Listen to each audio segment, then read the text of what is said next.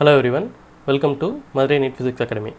இந்த வீடியோவில் என்ன பார்க்க போகிறோம்னா தமிழ்நாடு ஸ்டேட் போர்டு 12th ஸ்டாண்டர்டில் இருக்கக்கூடிய ஃபிசிக்ஸில் இருக்கக்கூடிய ஒரு சம்மு தான் வந்து நம்ம பார்க்க போகிறோம். எலக்ட்ரோஸ்டாட்டிக்ஸ் அந்த சாப்டர்லேருந்து தான் நம்ம ஒரு சம்மு வந்து பார்க்க போகிறோம்.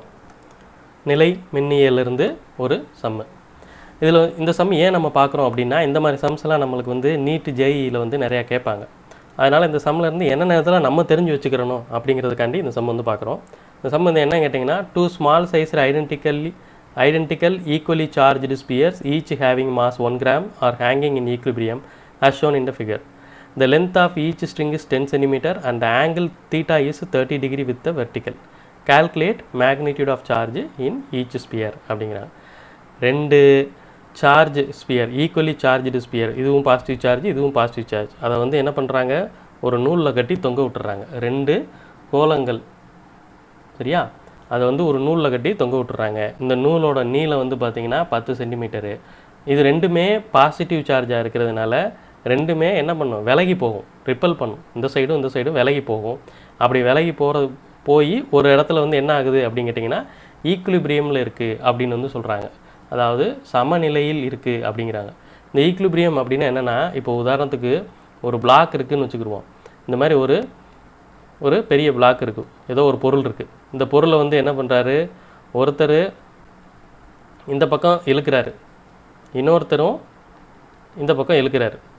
இவரும் 10 நியூட்டன் கொடுக்குறாரு, இவரும் 10 நியூட்டன் கொடுக்குறாரு. இது 2 பக்கமுமே நகராது, ஈக்குலிபிரியமில் ஒரே இடத்துல நிற்கும். சரியா, சப்போஸ் இவர் 15 நியூட்டன் கொடுத்தாருன்னா என்ன ஆகும், 5 நியூட்டன் இந்த பிளாக் இந்த சைடு நகர ஆரம்பிக்கும். அப்போ அது ஈக்குலிபிரியமில் இல்லைன்னு அர்த்தம். இப்போது ரெண்டுமே 10 நியூட்டன் அப்படிங்கிறதுனா நகராமல் ஒரு ஈக்குலிபிரியமில், அதாவது ஃபோர்ஸ் வந்து பேலன்ஸ் ஆகிருக்கு அப்படின்னு வந்து சொல்லுவோம். சரியா, அதில் ஆக்ட் ஆகக்கூடிய எல்லா ஃபோர்ஸும் வந்து பேலன்ஸ் ஆகிருக்கு அப்படின்னா தான் அது வந்து ஈக்குலிபிரியம் சொல்லுவோம், சமநிலை அப்படின்னு வந்து சொல்லுவோம். சரியா, இது ரெண்டுமே ஒரே கோலங்களாக இருக்கிறதுனால இது வந்து ரிப்பல் ஆகி இந்த மாதிரி ஏங்கிற தூரத்தில் 2a, இந்த பக்கம் இது ஏன்னா இதுவும் ஏ, இந்த மாதிரி தூரத்தில் இது வந்து என்ன ஆகுது, ரிப்பல் ஆகி நிற்கிது அப்படின்னு வந்து அர்த்தம். விலகி போய் நின்றுட்டு இருக்கு. இதனுடைய ஃபோர்ஸு எஃப்இ, இதனுடைய ஃபோர்ஸ் எஃப்இ அப்படின்னு சொல்லி வச்சுக்கிடுவோம். இந்த நூலோட நீளம் வந்து 10 சென்டிமீட்டர் அப்படின்னு சொல்லிட்டாங்க. இந்த ஆங்கிள் வந்து கோணம் வந்து 30 டிகிரி அப்படிங்கிறதையும் அவங்க கொடுத்துட்டாங்க. சரி, இப்போது என்ன கேட்குறாங்க அப்படின்னா, calculate the magnitude of charge. So இதில் எவ்வளோ சார்ஜ், இந்த க்யூங்கிறது வந்து எவ்வளோ அப்படின்னு சொல்லி கேட்குறாங்க. சரியா, இவங்க கேட்குறது வந்து க்யூங்கிறது வந்து இந்த மின்னூட்டத்தை கணக்கிடுங்க அப்படிங்கிறாங்க. க்யூ வந்து எவ்வளோங்கிறத கண்டுபிடிங்க, மற்றபடிக்கு ஜி வந்து 10 மீட்டர்/செகண்ட் ஸ்கொயர்னு எடுத்துக்கோங்க அப்படிங்கிறாங்க. சரி, இந்த மாதிரி சம்பவம் வந்துச்சுன்னா ஏதாவது ஒரு சார்ஜ் எடுத்துக்கிட்டு அதில் என்னென்ன ஃபோர்ஸ் எல்லாம் ஆக்ட் ஆகுது அப்படிங்கிறது வந்து வரைஞ்சிட்டோம்னா நம்ம ஈஸியாக வந்து சால்வ் பண்ணிடலாம். இப்போது இந்த சார்ஜ் வந்து எடுத்துக்கிறோம், ரைட் ஹேண்ட் சைடில் இருக்கிறத எடுத்துக்கிறோம், லெஃப்ட் ஹேண்ட் சைடில் இருக்கிறத எடுத்துக்கிறோம். இதில் என்னென்ன விசையெல்லாம் இருக்கும் அப்படின்னு பார்த்தோம்னா, கீழே வந்து கிராவிடேஷ்னல் ஃபோர்ஸு எம்ஜி அப்படின்னு சொல்லி இருக்கும். இந்த பக்கம் அந்த ரிப்பல் ஆகக்கூடிய ஃபோர்ஸு எஃப்இ அப்படின்னு சொல்லி இருக்கும். அதுக்கப்புறம் இந்த மேலே டென்ஷன், இந்த நூலில் இருக்கக்கூடிய டென்ஷன் ஃபோர்ஸ் வந்து இருக்கும். அதாவது இந்த நூலில் இருக்கக்கூடிய இழுவிசை டென்ஷன் இங்கே வந்து எம்ஜி அப்படின்னு சொல்லி இருக்கும். சரியா, இப்போது நம்மளுக்கு நார்மலாக தெரியும், ஒரு வெக்டார் இப்படி தீட்டாங்கிறதுல இன்க்ளைண்ட் ஆயிருந்துச்சுன்னா இதை நான் 2ஆக ரிசால்வ் பண்ணுவேன். ஏன்ட்டு ஒரு வெக்டார் தீட்டாங்கிறதுல இருந்தால் இதை நான் என்னென்னு எழுதுவேன், ஏ காஸ் தீட்டான்னு எழுதுவேன். இதை வந்து ஏ சைன் தீட்டா அப்படின்னு சொல்லி நான் எழுதுவேன். கரெக்டாக, அப்போது இங்கே வந்து பார்த்திங்கன்னா இந்த டென்ஷன் இது தீட்டா கோணத்தில் இருக்கா, அப்போ இந்த சைடு அப்படியே நேராக ஒரு கோடு போட்டிங்கன்னா இது தீட்டா அப்படின்னு சொல்லி வந்துடும். சரியா, இந்த டென்ஷன் இந்த இழுவிசை டீங்கிறது இருக்குல்ல, இந்த டீயை வந்து நான் இந்த சைடு டி காஸ் தீட்டா அப்படின்னு சொல்லி எழுதலாம், இந்த சைடு வந்து டி சைன் தீட்டா அப்படின்னு சொல்லி எழுதலாம்.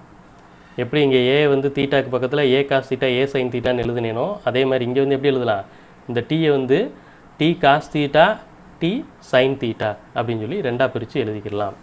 ஓகேவா, இங்கே கூட தனியாக எழுதுவோம், இப்படி எழுதுவோம். இது வந்து டி காஸ் தீட்டா, இது வந்து டி சைன் தீட்டா அப்படின்னு சொல்லி எழுதிக்கலாம். ஓகேவா, இது ஈக்குலிபிரியமில் இருக்கிறதுனால, அதாவது சமநிலையில் இருக்குது அப்படிங்கிறதுனால நான் என்ன பண்ணுவேன், MG equal to T cos தீட்டான்னு எழுதலாம். MG equal to T cos theta அப்படின்னு சொல்லி எழுதலாம். அதே மாதிரி FE equal to T sine theta அப்படின்னு சொல்லி எழுதலாம்.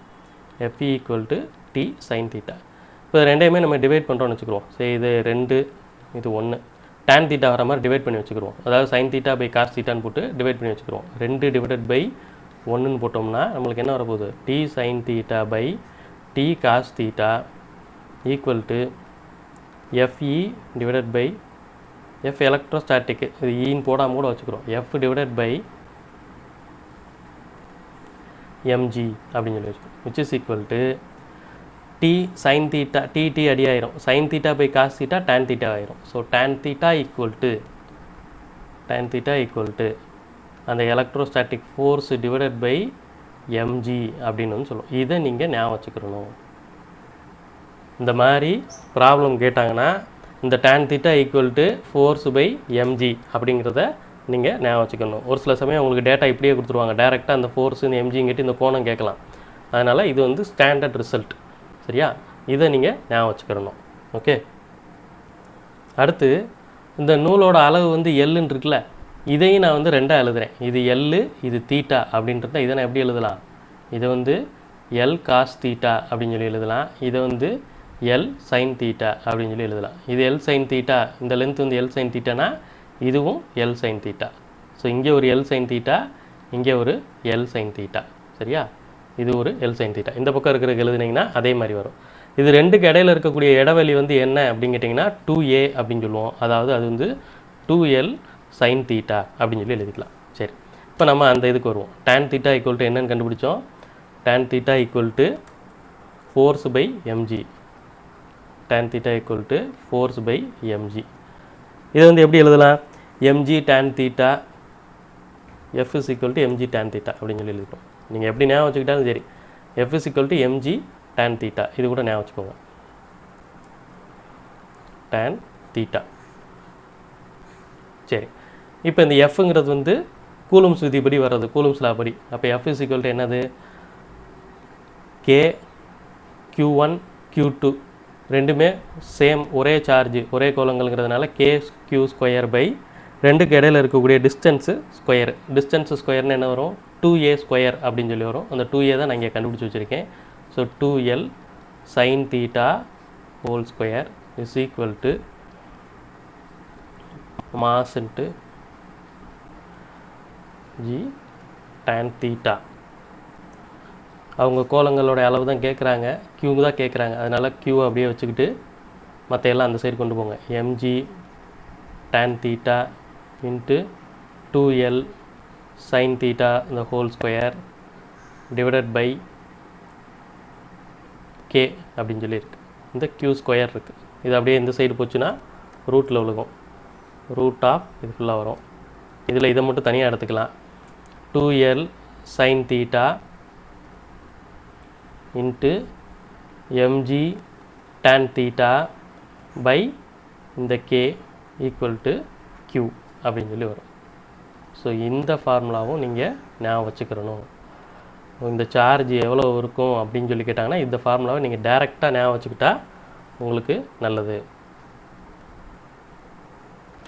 ஸோ இந்த மாதிரி ஃபார்முலா வந்தால் நீங்கள் ரெண்டு இது வந்து ஞாபகம் வச்சுக்கணும். என்னது, ஒன்று அந்த force f is equal to mg tan theta, இது ஸ்டாண்டர்ட் ஃபார்முலா. அதுக்கப்புறம் இதில் நம்ம சப்ஸ்டியூட் பண்ணி தான் ஃபார்முலா கொண்டு வரோம். அந்த formula q is equal to root of mg tan theta divided by k multiplied by 2l sin theta தனியாக. இல்லை இது எப்படி கூட எழுதிக்கோங்க, q is equal to 2l sin theta multiplied by mg tan theta by k அப்படிங்கிறத நீங்கள் ஞாபகம் வச்சுக்கிறணும். So இந்த மாதிரி ப்ராப்ளம் வந்தாலே இந்த ஃபார்முலாவும் ஞாபகம் இருக்கணும், இந்த ஃபார்முலாவும் ஞாபகம் இருக்கணும். ஸோ இப்போ இதில் இருக்கிறது நீங்கள் சப்ஸ்டியூட் பண்ணிங்கன்னா ஆன்சர் வந்துடும். என்னென்ன கொடுத்துருக்காங்க, 2, இந்த எல்லுக்கு பதிலாக 10 சென்டிமீட்டர் நீளம் வந்து 10 சென்டிமீட்டர் அப்படிங்கிறதுனால அதை அப்படியே மீட்டருக்கு மாற்றிக்கங்க. 0.1 மீட்டரு இன்ட்டு சைனு கோணம் வந்து 30 டிகிரி அப்படின்னு இருக்காங்க. மல்டிப்ளைடு பை உள்ளுக்குள்ளே அதனுடைய மாஸ் வந்து கொடுத்துருக்காங்களா, அதனுடைய நிறை 1 கிராம் அப்படின்னு சொல்லி கொடுத்துருக்குறாங்க. அப்போ நீங்கள் அதை வந்து கிலோகிராமுக்கு வந்து மாற்றுங்க. 1 கிராமு கிலோகிராம் மாற்றுறீங்கன்னா 10⁻⁻⁴ 3. அதுக்கடுத்து ஜியோட வேல்யூ வந்து 10 into tan 30 whole divided by இந்த கேக்கு வந்து கூலம்ஸ்லால் வரும் நம்மளுக்கு 9 இன்ட்டு 10⁻9 அப்படிங்கிற வேல்யூ வந்து தெரியும். ஓகேவா? ஸோ இதை நீங்கள் கால்குலேட் பண்ணிங்கன்னா உங்களுக்கு வந்து 80.01 நானோ கூலும் வருது அப்படின்னு வந்து சொல்கிறாங்க. சரியா? இப்போது இதில் நீங்கள் ஞாபகம் வச்சுக்கிற வேண்டியது F is equal to mg, Q is equal to 2L sin theta, mg tan theta by k. எப்போ அப்படின்னு கேட்டிங்கன்னா இது வந்து சமநிலையில் இருக்கும்போது, அதாவது ஈக்குலிபிரியமில் இருக்கும்போது இந்த சார்ஜோட வேல்யூ வந்து இது. ஏன்னா நம்ம கால்குலேட் பண்ணியிருக்கிறது வந்து ஈக்குலிபிரியமாக இருக்கும்போது தான் நம்ம வந்து கால்குலேட் பண்ணியிருக்கிறோம். சரியா? இல்லை இது வந்து இப்போ தான் இது வந்து மெதுவாக இங்கேருந்து இப்படி நகண்டு போய்கிட்டு இருக்கு அப்படின்னு சொன்னாங்கன்னா அங்கே ஈக்குலிபிரியம் ஸ்டேட் வந்து வராது, அங்கே வந்து ஃபார்முலா வந்து மாறும். ஓகேவா? இதில் இந்த கால்குலேஷன் வந்து போடல, டைரெக்டாக போட்டிருக்கிறேன். இந்த கால்குலேஷனில் ஏதாவது டவுட் இருந்தால் சொல்லுங்கள், நெக்ஸ்ட் வீடியோவில் அதை வந்து அப்லோட் பண்ணிடுவோம். Okay, thank you.